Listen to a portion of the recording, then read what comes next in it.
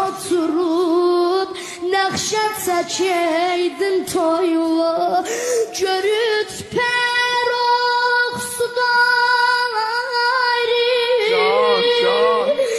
düşər bir mahiyə eylər,